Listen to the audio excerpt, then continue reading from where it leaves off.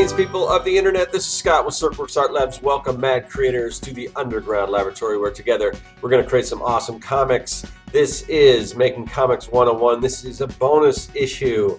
So today what we're talking about this whole week is colors. So coloring comics in particular, and I want to talk about flatting, which is sort of the first stage in the coloring process. It's a pretty crucial stage. But nevertheless, I kind of want to go over it for anyone that may not be familiar. Now, flattening is one of those tedious things that a lot of people don't like to do. A lot of times they will pass that over to somebody else. And it's a fairly good entry way into comics. It's sort of, for better or worse, it's kind of like the bottom rung. But you know, if you can get in with a creator as a flatter, then maybe that'll get you some experience or whatever. Or if you just want to learn how to color yourself and how to flat a comic. So anyway, so I've got this page here. This is sort of the sample page that I've been showing off through this whole course. This is from a story called Concrete Jungle. So what I'm going to do, so I've got this, it's basically just black and white line art right now. And I'm going to zoom in. I'm just going to concentrate on this bottom panel. The other have a lot more detail, and obviously we don't have a lot of time to go through all that. So yeah, like I said, I've got this black and white panel. Now, this is the only layer you see right now. And as you can see right here, there is a little lock. We're going to turn that thing off right now. And I'm just going to go down here. There's a little box with the plus sign. That's going to create another layer. And what we're going to want to do is I'm going to move that layer underneath this layer here. And I'm going to make one more layer. So we've got 3 layers all together. And this bottom layer I am going to fill with white. Let's see. All right, so we filled that with white. And then we've got another blank area where we're going to put our flats. And then we've got our line art. So there's a couple of different ways to do this. Some people, what they will do, well, here, just to show you an example, I have to turn this layer off for a minute here. I'm just going to go ahead and get my brush tool. Let me make that stroke a little bit bigger. And you can make your brush strokes larger or smaller with the little bracket symbols on your keyboard. So I just want to throw some colors so you can see. So when I go back up here, we've got a solid white background. Now, what a lot of people do is they'll just go here, because this is the easiest way to do it. So we're going to this black and white line art area, and then I'm going to click on multiply, and it shows through. Anything that's white on multiply is going to show through. The problem if you do this is if you want to go in and do some effects, like if you want to do some color holds, like for instance, on the steam that's coming out, if I didn't want that to be so stark, like black line, and I wanted to either make it like a gray smoke or whatever, I can't really color on this layer like that. So that's not the multiply. I wouldn't recommend. So I'm going to turn that back to normal. So this is kind of what I would recommend doing, and that is we want to find our, where is it? Here we go. Our magic wand tool. And we're just going to click on here and select white. And as you can see, it's selected this white area. And anything where it hits the black border, it's not going to select. But what we want to do after that is we want to go up here to select, and then we go to similar. Clicked on similar. Now everything on this page is white, is selected, and I'm just going to delete that. Now it doesn't look like I did anything because I've got a white layer underneath, but let me deselect that. Now watch, if I click this off, you can see that it's transparent. So yeah, all we have here on this top layer now is black and white line art with everything else showing through. All right, so what I'm going to do is I'm just going to start flattening my page. Now, first of all, what you want to do is you don't want to, some people will just go in and they'll start, picking a particular area and dropping their flat color in there. What I would recommend doing is get the largest area you can with this. It's going to be this panel. And this panel is somewhat straight, but it looks like it's going to overlap a little bit here. So we could do one or two things. We can go here and get our polygonal lasso tool and just click here, and just click the corners. That way, if our border isn't totally straight, it's it'll work fine. Or we can go back in and erase anything that we didn't, that overlapped our border. So now that we've got that, let me go and, I don't know, let's just say, I'm just going to go with this sort of, let's see, the comic takes place in sort of this post-apocalyptic world that's been overgrown by vegetation. So I'm just going to choose this sort of kind of muted green color. I'm going to drop that in there. Now, flats, the color you choose right now in the flatting process aren't that important because those are all going to change. And sometimes if you've got a lot of colors, what you'll see a lot of flatters do is you've just got every color in the rainbow for every little different area. So right now, like I said, I'm just concentrating on this one panel. So we've got that. Now what I want to do is I'm going to go ahead, and there's a number of ways you can do this. I'm going to pick my lasso tool. Now you may, depending on your control, the control you have over your tools, this may not be the best for you. I have fairly good control over the lasso tool, so I'm just going to go in here and I'm just going to draw my shape around this hand. There we go. And then let's say I want to make his hand, again, we're not worried too much about color, so I'm just going to choose any color really. So we're going to fill that in. Again, color's not super important. And then I can go back in here on his shirt. Let's make this sort of a, I'm going to choose sort of a gray. Why does it keep doing that? And then, we can go ahead and do that. The other thing you want to kind of do or think about is working from back to front. Because for instance, if I selected this guy's head, then when I go in to select what's in back of him, I have to trace around his head and I have to keep doing that. But if I do this, if I draw what's inside here, let's just pick this.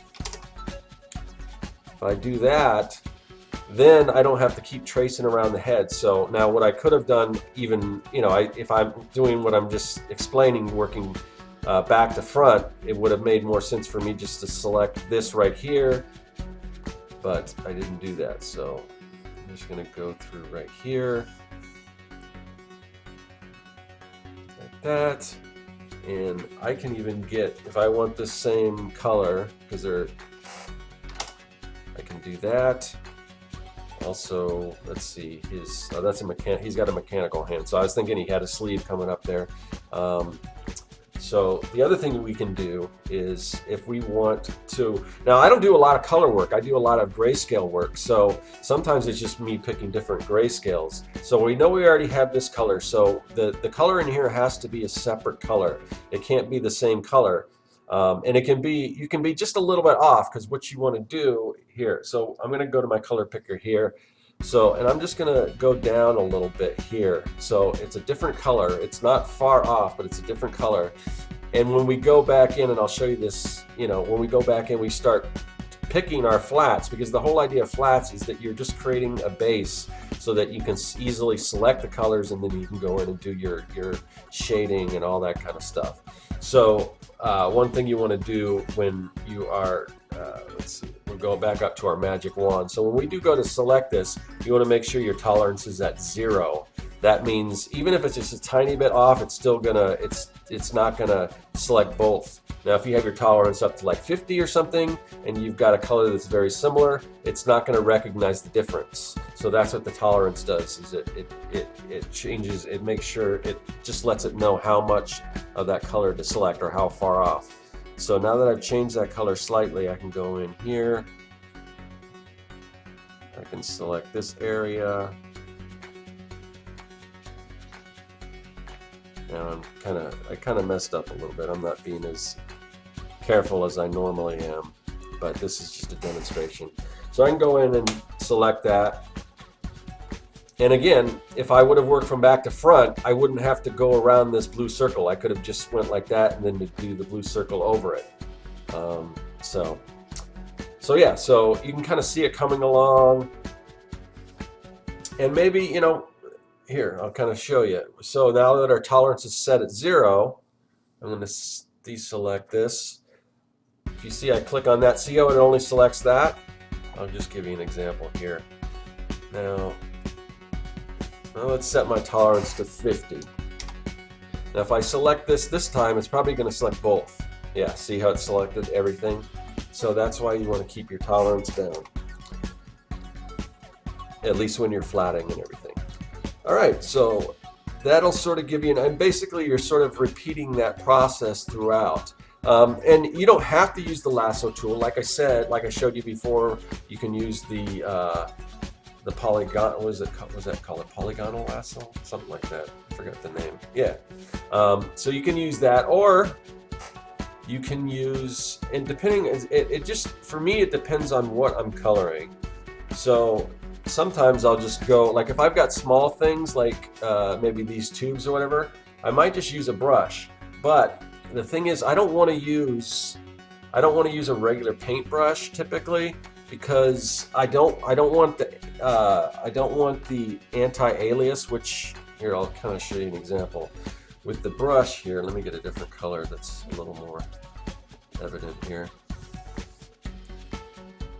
So that's with the brush. Now I'm going to go, what I'll usually do when I'm flattening is I'll use the pencil. That's with the pencil. Now let me zoom in and you can kind of see the difference. See the edges of this, what I did with the brush, how it's kind of fuzzy at the edge? That's anti-aliased, whereas the alias drawing is just kind of stair steps. So it's not going to bleed in, because if you use anti-alias, it's going to bleed into the color behind it, and it's not going to select that because it's going to see a couple different colors. See, if I go in here, let me click on a green here, and let me go back to the brush, and I'll make that a little smaller, go like that. Now when we zoom in real close, you can see, can you see where the green and the red mix together? These colors right in here, it's not going to understand that. So that's why you want to make sure that when you're flatting, you're using all your lines are aliased, and that pencil tool is kind of aliased by default. So that's why when I'm flatting, I use the pencil tool instead of a brush. Now, of course, when I'm going in and filling all my flats in later, I want to make sure that I probably don't want the alias for that. So, all right. So, like I said, I'm going to go in here. I'm going to go ahead and I'm going to pick just. Let me go with. So let me switch it over to my pencil tool, and like I said, you can kind of adjust the size. All right. So for some things, it's easier to go with the pencil. Not always. Like large areas, I probably wouldn't use the pencil tool. But for something like this, small areas, then yeah, I would. If I wanted to, I could probably go ahead and I could probably do just this guy's face with the pencil, but something like this, see, it's going to take a long time to do that. So for that, I would go ahead and just pick the lasso tool, go around his face.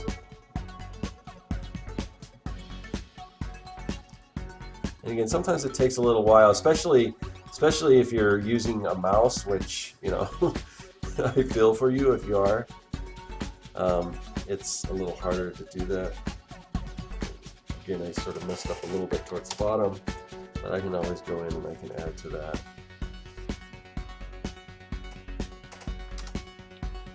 All right, so we got his face, and again, working back to front, I can, if I want to do his eyes, do that. All right. So that's basically the process for flatting. Now, a couple of things. When we actually, let's pretend that I went in and flatted all these areas and everything, and we're getting ready to color. One thing you really want to do is, when you get your flats done, is you want to make a copy. So what I'm doing is I'm just dragging this layer down to this little plus symbol, and that's going to create a copy for me.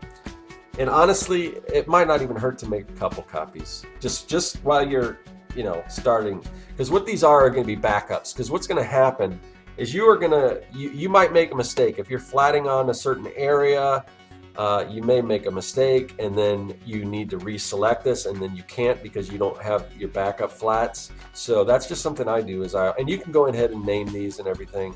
So I'm going to start on this layer here, and then now that we got, let's just say we got the whole page flatted, but this one area, all I have to do now is just click on this and it's going to select it. So I can go in here now, that say if I did want this sort of green color, I can go in and I can pick a different green. And one thing to watch out for is this here. If this little thing pops up, that means it's not going to print correctly if you're printing your comic. So I always try to make sure that my colors don't have that little warning area. All right, now for this, what we can do is we can get our brush tool. And even, for this we could even go more of an airbrush look, and I can just kind of go in and we can start shading our guy and everything like that.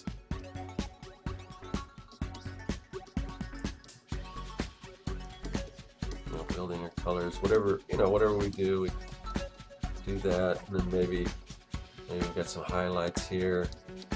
That's not too much of a highlight. Let's try this. Yeah.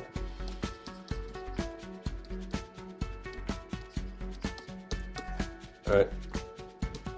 So again, this is just an exercise. I would go a little more, and that's kind of the process. And we can go on to what's back here. We can start coloring this. But like I said, if all of a sudden I'm like, oh, you know what? I don't know if I want this guy to be green. And if it's already still selected, then that's not as big of a problem. But if we're deselected, if I didn't create these backup flats, then I'm like, oh, I don't want him to be green. Oh no, I can't select it. Well, maybe I can up my tolerance, to 50. It's still not working. It's just a big hassle. So you don't want that. So what I can do, show you in a minute here. All right, so I can just go to this layer here, get my magic wand tool, select it, and bam. Now, the reason why I have a third backup layer is sometimes I might do that. I might go, oh, okay, I selected it, and then start coloring it in.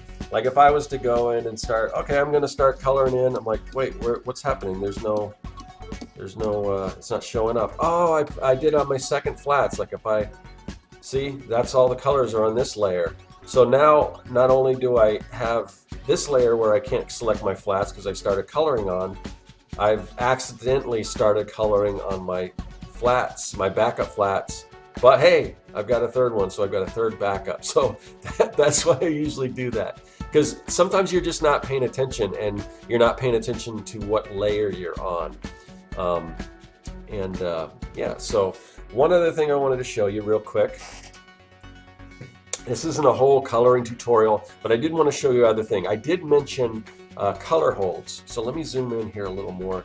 Like I said, I want there to be smoke coming off it, kind of like a toxic type smoke, but I don't want it to be this real stark black for that particular thing in the line art. So what I can do is I can go up here to my line art, and in this case, what you might want to do also is do a separate line art here. I'm copying my line art layer. I should have probably done that in the beginning just in case. And I'm just going to turn this bottom one off. But for now, so just in case I mess up, I've got this also backup line art layer. But what I can do is, you see where it says lock and it's got this little logo here, this checkerboard logo that looks like the Purina logo that you see on your dog food? All right, if you click on that, that's going to allow you to draw directly on anything that's black. So if I've got this sort of green color here, I'm going to switch over to my pencil tool, because for this I probably don't want it to be, well, I don't know, maybe the paint tool works, but I'm just going to use pencil for now. Now if I go in here, I mean, you can barely see it with that background, but you can see I can go in and color this. Let me just change that just so we can see it a little better. I'm just going to pick a blue.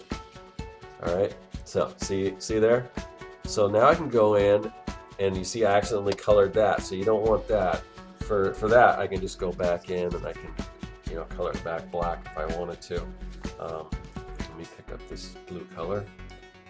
And like I said, and for some of this you have to make your brush a little bit smaller, but you can go in and, like I said, anything, if this little check mark is on, any black that you color it's gonna color right on there. And that's why I don't really use the multiply, because you can't do that if the multiplied layer, if it's just a layer that's been multiplied. So if you ever want to do any flats or any kind of effects, it helps to do it the way that I showed you instead of multiplying. So that's kind of cool. And look, if I turn it off, what happens if I try to color it? It's just going to color, yeah, it's just going to color everything. So yeah, so there you go. That is some tips on flatting and some basic tips on coloring and color holds and things like that. Hopefully that's helpful. If you guys have any other questions, let me know in the chat. But yeah, that's going to do it for today, and I will see you guys later, and that is all. Hey, thanks for watching. If you like what you saw and you want to see more, hit that subscribe button. Also, you can follow me at Serkworks on social media, and now you can support the work that I do on Patreon. Do you like making comics? Then go to Serkworks.com and pick up the Comic Maker Starter Kit. It's packed full of fonts, brushes, templates, and more. And best of all, it's totally free.